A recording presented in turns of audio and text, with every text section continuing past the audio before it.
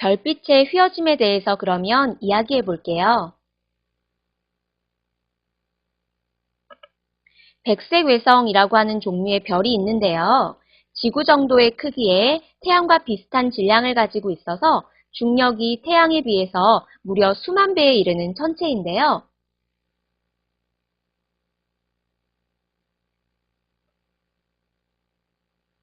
지금 이 그림처럼 지구, 백색외성, 그리고 뒤쪽에 별이 일직선으로 있다고 가정해 볼게요. 그럼 우리가 알고 있는 대로라면 별빛이 진행해서 오다가 백색외성에 가려지니까 지구에서는 이 별빛을 받아볼 수가 없고요. 그러니까 지구에서는 이 별을 볼 수가 없겠죠. 그런데 이 별이 보입니다. 왜 그럴까요?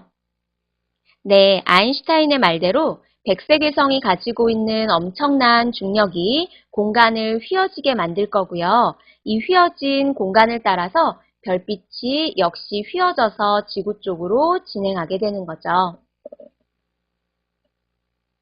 이 그림처럼요. 근데 우리는 빛이 직진한다고 인식하기 때문에 이 별이 마치 실제로는 이렇게 휘어져서 지구로 도달을 하는데 이 별이 마치 백색외성의 왼쪽에서 이렇게 지구 쪽으로 별빛을 쏘아주고 있다라고 생각한답니다. 그런데 별빛이 왼쪽으로만 휘어지는 게 아닐 거예요. 오른쪽으로 휘어지는 별빛도 관찰할 수 있겠죠. 자, 오른쪽으로 별빛이 휘어져서 아까와 마찬가지로 우리는 이 별이 백색외성의 오른쪽에 있다고 생각할 거예요. 아인슈타인은 이것을 중력 렌즈 현상이라고 불렀습니다. 중력이 강한 천체가 빛을 휘게 만드는 현상이 마치 렌즈에 의해서 빛이 굴절되는 것과 비슷하기 때문에 붙여진 이름입니다.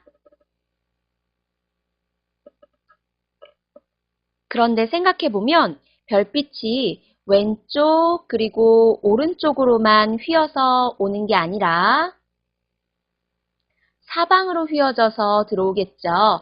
앞쪽으로도 그리고 백색외성의 뒤쪽으로도 휘어져서 지구에 도달할 거예요. 그러면 이렇게 사방으로 휘어져 들어오는 별빛을 지구에서 보면 어떻게 보일까요? 이 지구 위에 내가 누워 있다고 한번 생각해 볼게요.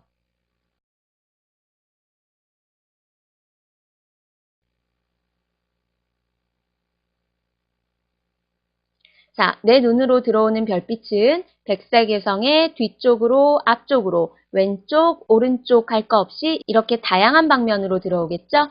그러면 나는 둥근 고리처럼 별빛을 관찰할 수 있겠네요.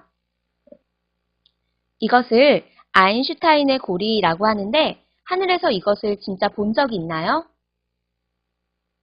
아인슈타인의 고리를 관측하려면 블랙홀처럼 중력이 대단히 강한 천체가 있어야 하는데요. 그래서 아직 완벽한 형태로 발견되지 않았습니다. 블랙홀은 무엇일까요? 블랙홀은 중력이 매우 큰 천체입니다. 태양보다 수십 배 이상 무거운 별이 중력에 의해서 천천히 수축을 하다가 폭발이 일어나게 되고 다시 수축하면서 또 만들어지게 되는데요.